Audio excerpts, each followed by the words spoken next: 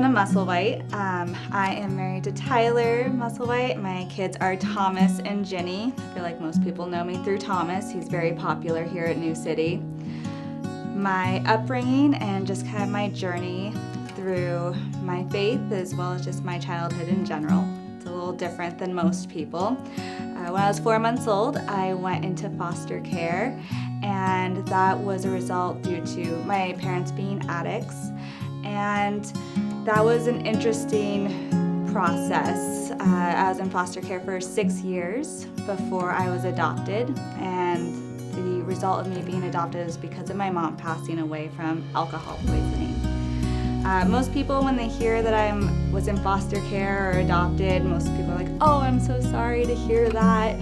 That sounds like it was such a rough upbringing, but truly I believe it helps me significantly with understanding being adopted into the kingdom of God.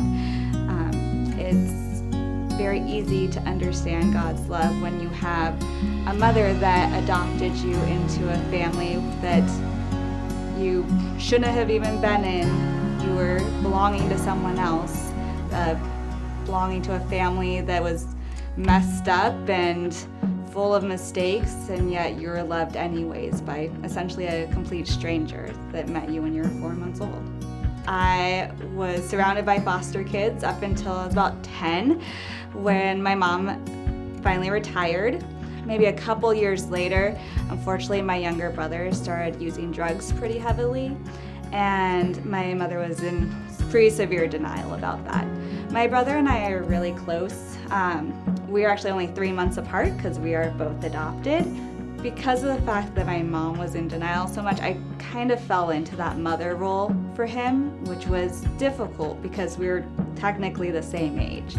As we got older and I became a teenager, I realized that my brother wasn't getting better, and I didn't have any qualifications to help him in any way.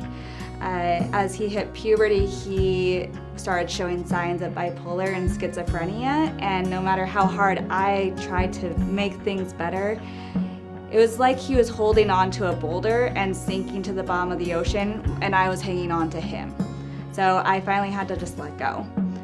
And I ended up moving out of the house when I was 17, and during all of this, it felt very chaotic. It felt very much like, how could this be happening? How could God let any of this happen? Why is this happening to my brother? Why is this happening to me? Why am I leaving the house and leaving everything that I know behind? But in the process, now that I'm older, I can see and step back and realize that I needed that space to become who God needed me to be. It really was a time of rest. I was able to graduate high school with honors when at the time living at home, it didn't even look like I was going to graduate high school.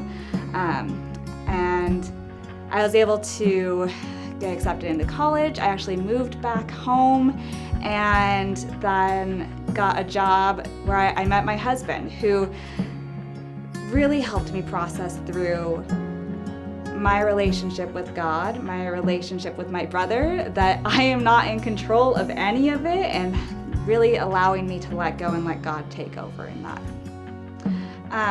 When I think about hearing that God has chosen me, it really makes me think of my whole story as a whole so far. I think back to just how I came into this world, into pretty chaotic lifestyle, and then being adopted by a wonderful family, and then things not going perfectly and life getting more chaotic, and then coming back to God through my loving husband and finding healing through my own children, and how it's now led me to I am working for a nonprofit that is helping and encouraging others that are going through the exact same situation that my family went through. It all pieces together into God's story, not really mine. I feel like if anyone is struggling with thinking that God could use them for anything, we have to just always remember that God chose a baby to enter this world to change the entire world, to save the entire world. And just as my story goes back to when I was a baby. You have no idea what God is going to do with your story. You have to just trust in God that He knows more than you. And I can personally say I struggle with that every day. I always want to say that I know everything. But truly, at the end of the day, God knows the entire story. We get to see this much. And so you have to trust that God can lead you down the path that He has chosen for you. So I just want everyone to remember during this Christmas season that God knew what He was choosing when He chose you.